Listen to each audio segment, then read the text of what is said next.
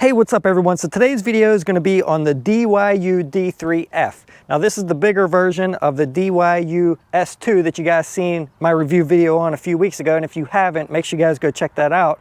But this is the little bit bigger version with a few of the same features that this bike has, which I loved, and that's the 10 amp hour battery. Now most of the time these small bikes come with a 5, 6, maybe a 7 amp hour battery. But like I said, these two have a 10 amp hour battery, which is awesome. You can never go wrong with more battery range. And this has a 36 volt, 250 watt motor in it, the same as this bike. But in today's video, we're gonna test it just like I test all my other e-bikes. We're gonna test the speed, the power going up hills, how the pedal assist works, how the throttle works, and go over all the specs and details of this bike. But I do want to mention real quickly that the overall wheelbase on this bike is about 11 inches longer than on the S2. But what's odd is the minimum seat height on this bike is actually about 1.5 inches lower than on the S2. So that's pretty cool. I'm gonna let my son ride this later on. He's 4'2". You guys already seen him ride it in this video. And we're gonna see how he fits on it, how he likes it, and which one we like overall at the end of this video between that one and this one. Now DYU did send me these bikes for testing and review, and if you feel like this bike's right for you after watching this video and it has the specs and features you need in a bike, then I'll leave links down below for you guys to pick one of these up or to see more details. They will be affiliate links. If you guys do use them, I'll make a small commission at no extra cost to you, but that's what helps this channel out and me creating these videos for you. So I appreciate it, guys. Let's get into it and see how fast this bike can go. All right guys, so the first thing I want to show you is this bike does not have any pedal assist levels, but when you pull out, it starts very gradual, but with both throttle or pedaling, so it's not going to throw you off and jerk you with a bunch of power. If you see here, when I start out with the pedals, it almost doesn't even give you any power right off the bat. Now I could give it throttle and have power instantly, but it seems like the faster you pedal, the more power it gets. So even though this bike doesn't have any pedal assist levels, you can see I'm pedaling real slow here. I'm only going 5 miles per hour because I'm not spinning the pedals real fast. But the harder I push and the faster I spin the pedals, the faster the bike goes. So if I slow down the pedals, you could see that, well, you can't really see it, but I felt the motor kind of cut and it's gonna slow me back down. But if I pedal faster, it is gonna go faster. So that's pretty neat. Even though it doesn't have pedal assist levels, the faster you pedal, the faster the bike will go. So it's going to be really hard for me to test out just the speed of it, just pedaling. I'll try it here and see what I can get, and then we'll do a throttle only test. 12, 13, 14,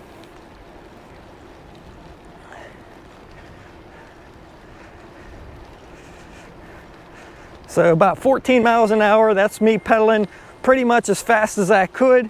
Might have been able to pedal a little bit faster if I was holding the handlebars with 2 hands, but I don't have my chest mount for my GoPro right now, so we can't do that.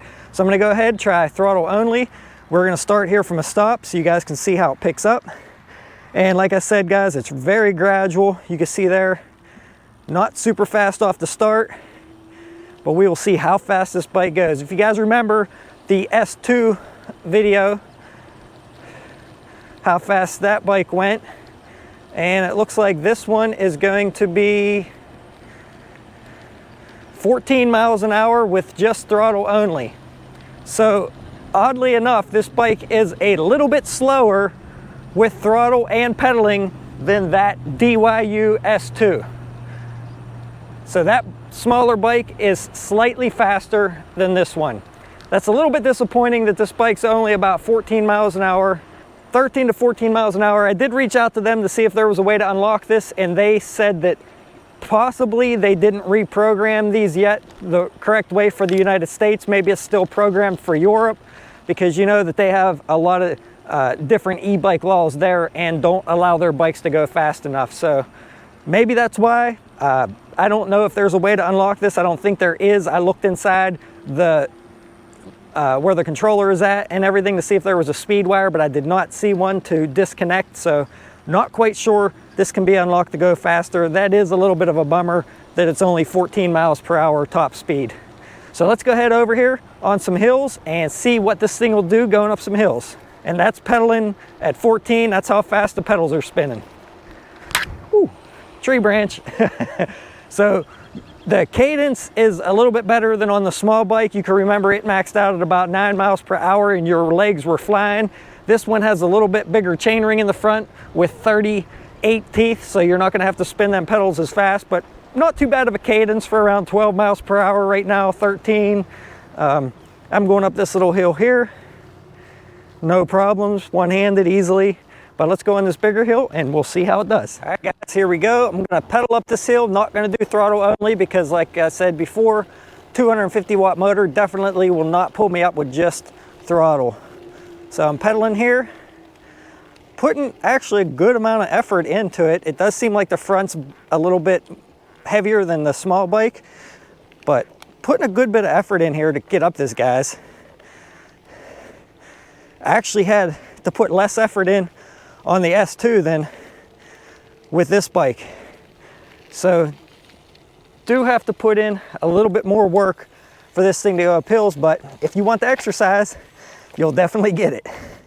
So I'm gonna start midway here and see how this bike does, starting out about right here.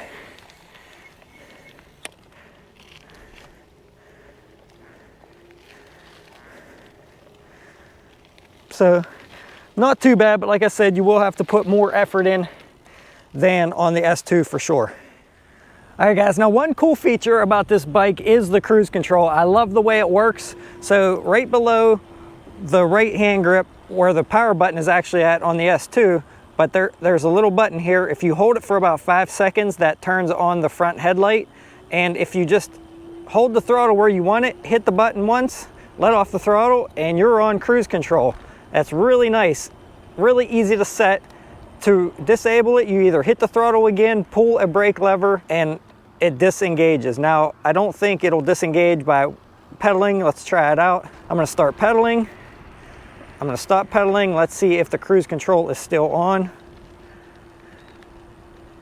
And it sounds like it is. So it does not override the cruise control, or disable it, I should say, whenever you start pedaling. But if you pull the handbrake, it disables it, or give it throttle, it disables it. Very, very nice feature. It works way better than the cruise control on the S2. All right guys, so you've seen me ride it. Now we're gonna put my son on it and see how he fits. So I'm gonna lower this seat all the way down, the lowest it goes. You can see this one is about 1.5 inches lower than the S2. Now, if I swap these seats over and put the suspension seat post in this one, then the seat would be about the same height. And we'll show you what he looks like on it. You can leave it on there. All right, guys, so here he is on the D3f. He's 4'2" and about 57 pounds. So you can see he fits on there pretty good as well. He can ride that bike, no problem.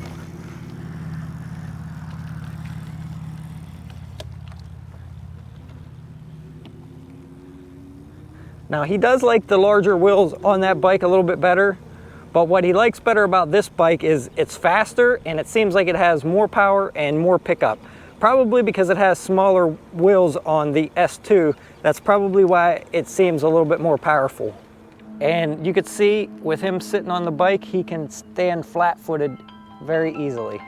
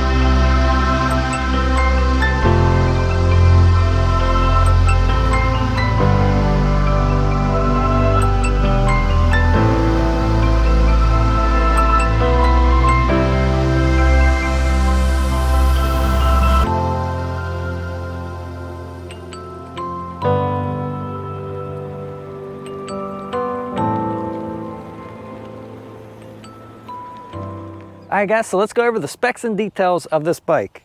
So up here on the handlebars, on the left-hand side, you have your power switch for turning the bike on and off, a small bell, and over on the right-hand side, you have a full grip twist throttle, a switch underneath for turning on your headlight, and your cruise control. You do have a battery meter here from low to high in 25% increments. Now this bike is stopped using a set of non-branded mechanical disc brakes that come down to 160 millimeter rotors in both the front and the rear of the bike. For power, this bike's using a 10 amp hour battery that's housed inside this plastic case, and it's powering a 36 volt, 250 watt motor in the rear hub. There's a single speed 12 tooth gear in the back and a 38 tooth chainring up front with folding pedals. This bike does come with a set of half plastic fenders on both the front and the rear of the bike. And on the front, they have a nice integrated headlight, but on the rear, they do not have an included brake light that runs off the battery. They do give you this battery operated brake light, but you will have to change batteries out in that ever so often. You can see that it has a few different modes. It has a solid red light, a faster flashing red light, and a slower flashing red light. So at least they do give you something for safety there, but it's nothing special. I wish it would have had a brake light like on the S2 that ran off the battery. For the seat, they do not include a suspension seat post on this bike, but there is a set of springs underneath the rear of the seat, and the seat's not too bad. It's pretty soft. This bike is sitting on a pair of 14 by 2.125 inch tires. And for the seat height on this bike, the minimum seat height is 24.5 and the maximum seat height is 31.5, which is what it's on right now. Now I'm 5'8", and I could sit on this bike very easily and touch flat-footed with my knees bent. And when I'm pedaling, I have enough room. I don't have to worry about hitting the on and off switch like I did with the S2. So this bike has a 46 inch wheelbase from front to back and is about 44 pounds, which is about 4 pounds heavier than the S2, but it still folds up pretty compact and is gonna be pretty easy to transport in the back of the vehicle by flipping down the handlebars, folding the pedals in, and either leaving the seat all the way down or removing it to make it a little bit smaller. Has a nice grab handle on the top, which the S2 does not, but that is really nice that that's there for you to be able to pick the bike up and carry it around. All right guys, so that's gonna be about it for this video. I hope you learned everything you need to know about the DYU D3f if you were considering on purchasing this bike. So now, overall, I just asked him and he likes the DYU D3f a little bit better than the S2 because he said that he feels like he fits better on it. I think he's crazy, but in my personal opinion, I like the DYU S2 a little better only because it's a little bit faster and it does seem like it has a little more power.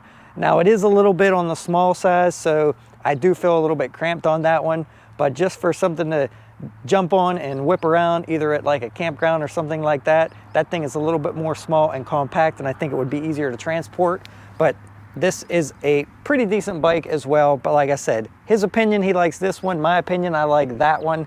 So take it as you will, guys. That's why I love doing these videos. I love showing the differences between bikes to educate all of you to decide which bike's right for you, because all bikes are different and what's right for me is not going to be what's right for him or what's right for you. So thanks for watching, everyone. If you want to learn more about e-bikes, electric scooters, and just all things that are electric or things that I find interesting, make sure you guys stick around, and I will definitely see you guys on the next one. Thanks for watching, everyone. Please don't forget to subscribe, hit the like.